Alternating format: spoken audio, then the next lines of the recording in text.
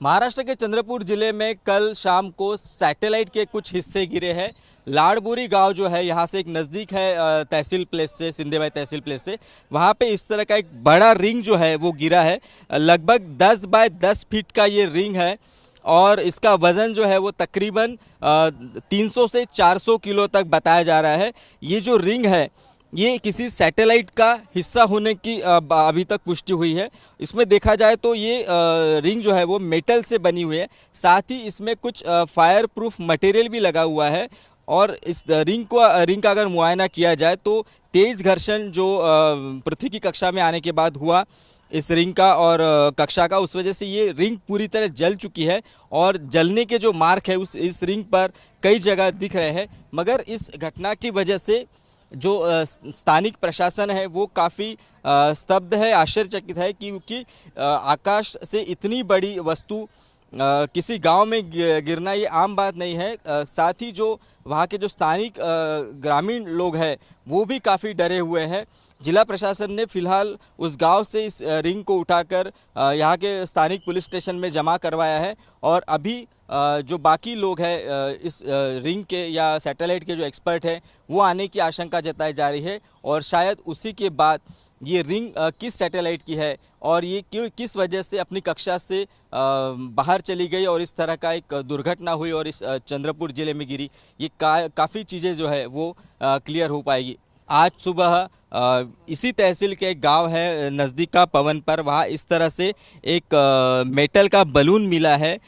इस prima fascia इस balloon को कोई लिक्विड गैस या जिसे अपन कहते हैं ईंधन, ये स्टोर करने के लिए इस्तेमाल किया हुआ ऐसा लगता है। इस बलून की एक खासियत है कि इस पर एक स्पेसिफिक नंबर भी दिया हुआ है और इस नंबर का भी कोई सिग्निफिकेंस हो सकता है। साथ ही इसमें इस बलून पर एक पंक्चर मार्क है। इससे लग रहा है कि शायद ये बलून गिरने के बाद ये पंक्चर मार्क हुआ होगा या शायद कल रात को जो दुर्घटना हुई सैटेलाइट के साथ उस वक्त ये शायद बलून में पंक्चर मार्क लगा हो। अब इस वक्त हमारे साथ जो सिंधेबाई के तहसीलदार है गणेश जी जगदाले वो है। गणेश जी, एग्जैक्ट ये बलून कहाँ मिला है और इस क्या सिंबॉलिक है इस बलून का? आज सुबह एक पवनपार एक गांव है सिंधेबाई तहसील में, वहाँ एक लगभग 1.5 फुट का एक गैस टाइप सिलेंडर मिला है। उसमें लगता है कि कोई लिक्विड या गैस भरा हुआ है, लेकिन वो थोड़ा लीकेज होने के बाद वो थोड़ा एम्प्टी हो गया है। वो अभी हमने जब्त करके वो तहसील कार्यालय लेके आए। इसकी जानकारी हमने सम्माननीय कलेक्टर महोदय को दी है। उन्होंने एक टीम रवाना की है उसका जांच पड़ताल के लिए और हमने अभी सिंधेबाई तहसील से कुछ कंप्लेंट भी आ रहे हैं यहाँ गांव से, तो हमने एक विशेष पथक भी तैनात की है।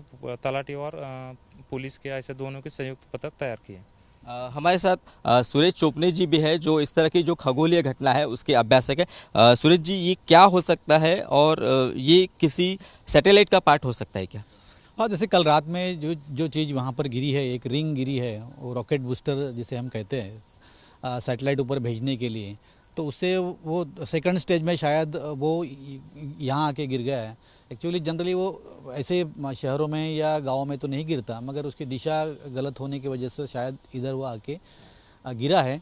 तो उसी का एक पार्ट, यानी जो रॉकेट बूस्टर होता है उसको सप्लाई करने के लिए ऑक्सीजन या फ्यूल की ज़रूरत होती है, तो उसके लिए जो वॉल्व वगैरह लगते हैं, तो उसी प्रकार का एक ये वॉल्व इस यहाँ मिला है। इसका नंबर भी है और ये नंबर हमने नोट कर लिया है। तो ये नंबर हम स्पेशली न्यूजीलैंड का कल सैटेलाइट गया था और उसके भी रॉकेट बूस्टर के जो पार्ट्स है वो गिरे थे, तो उसके बाद जानकारी मिलेगी कि ये किस देश का है।